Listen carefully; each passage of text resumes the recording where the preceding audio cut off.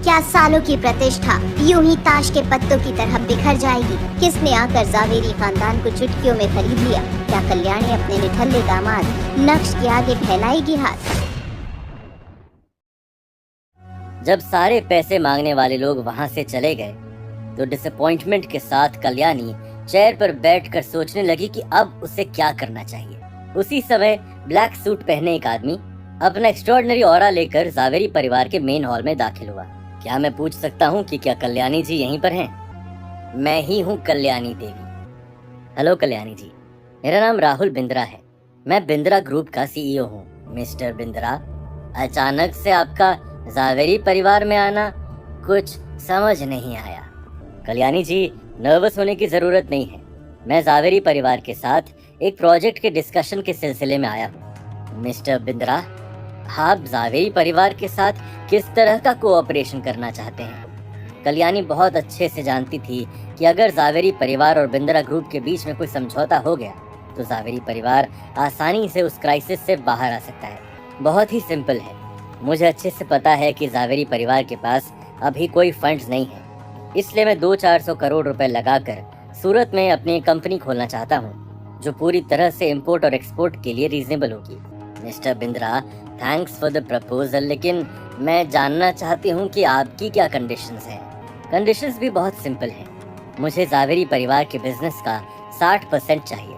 अगर हमारे बीच समझौता हो गया तो आपका परिवार ना सिर्फ सारा कर्जा चुका सकता है बल्कि आप अपने फैमिली बिजनेस को और भी ज्यादा एक्सपैंड कर सकते हैं। 1 मिनट के लिए हॉल में पूरी तरह से खामोशी पसर गई।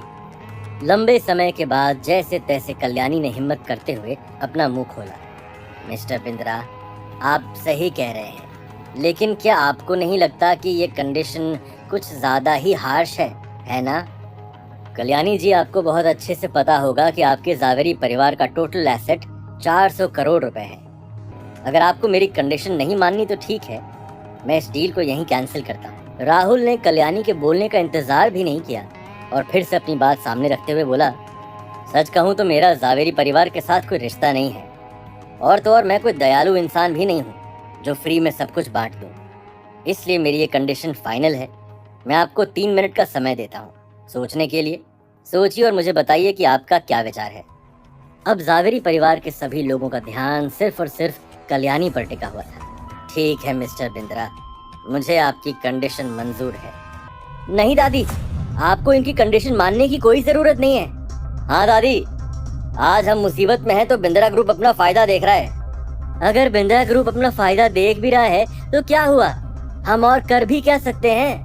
अगर हमारे परिवार के पास सही समय पर पैसा नहीं आया तो हम आगे क्या करेंगे? ठीक है, तो अब आगे की फॉर्मेलिटीज भी पूरी कर लेते हैं। 20 मिनट बाद सड़क के किनारे एक लग्जरी कार में राहुल बैठा था। तुरंत ही उसने अपना फोन बाहर निकाला और जावेरी परिवार के शेयर्स वाले लेटर को देखते हुए नक्श को कॉल लगाया। नक्श भाई, आपके इंस्ट्रक्शंस के हिसाब से सब कुछ हो गया है। 400 करोड़ में जावेरी परिवार के 60% शेयर्स। तुम तो अपना खजाना खोल के आ गए। तुम मुसीबत में ना फंस जाओ बस। अगर आपका कोई और आदेश भी हो तो मुझे बेझिझक याद करना। ये बोलने के बाद राहुल ने कॉल कट कर दिया। उसी समय नक्श ने भी अपना फोन जेब में रखा और होटल प्राइम स्टार से बाहर निकला ही था कि एक ब्लैक कलर की कार उसके सामने आकर रुकी। उस कार में काले कपड़ों में 2 आदमी बाहर आए और नक्श के सामने जाकर बोले, मिस्टर नक्श, हमारे मालिक ने आपको याद किया है, हम आपको लेने आए हैं। मालिक? कौन? कपिल मेहता? उन्होंने नक्श के सवाल का कोई जवाब नहीं दिया, बल्कि हाथ से इशारा करते हुए नक्श को वेलकमिंग जेस्चर के साथ कार में बैठने के लिए कहा। नक्श ने अपने दोनों कंधों को ऊपर की ओर उठाया और मुस्कुराते हुए कार में जाकर बैठ गया। हम जा कहाँ रहे हैं? हालांकि नक्श को कोई जवाब तो नहीं मिला, लेकिन तभी नक्श का फोन अचानक से बजा। जब नक्श ने देखा कि कॉल अनिका का है तो उसने तुरंत ही कॉल उठाया। हाँ बीवी, क्या चल रहा है? सब ठीक है ना? नक्श, तुम्हें पता है भी क्या हुआ? बिंद्रा ग्रुप का सीईओ राहुल बिंद्रा यहाँ आया था। वो जावेरी परिवार के साथ डील फाइनल करके गया। 400 करोड़ रुपए की मदद की। It's unbelievable. ओह वाओ, क्या बात है, ये तो बहुत अच्छी बात है। सब कुछ इतना अचानक से हो गया। I am very much relieve now. भगवान देख रहे हैं अनिका, मामा जी के इंटेंशंस खराब नहीं थे। अब जो होना था वो तो हो गया, लेकिन भगवान ने मदद भी भेज दी। हाँ, तुम कहाँ हो? घर कब आ रहे हो? मैं बस थोड़ा सा काम बाकी रह गया है, उसे निपटा कर घर पहुँचता हूँ। ठीक है, मैं भी अपने ऑफिस जा रही हूँ, मिलते हैं। ये बोलने के बाद अनिका ने कॉल कट कर दिया। आधे घंटे बाद नक्श एक लग्जूरियस विला पहुँच गया।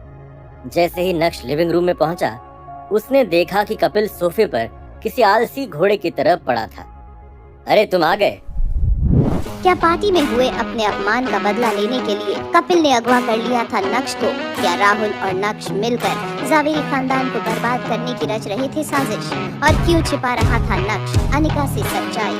ये जानने के लिए देखिए अगला एपिसोड सिर्फ पॉकेट एफएम के यूट्यूब चैनल पर। और इंस्टा एम्पायर के सारे एपिसोड सुनने के लिए डिस्क्रिप्शन में दी गई लिंक से डाउनलोड कीजिए पॉकेट एफएम।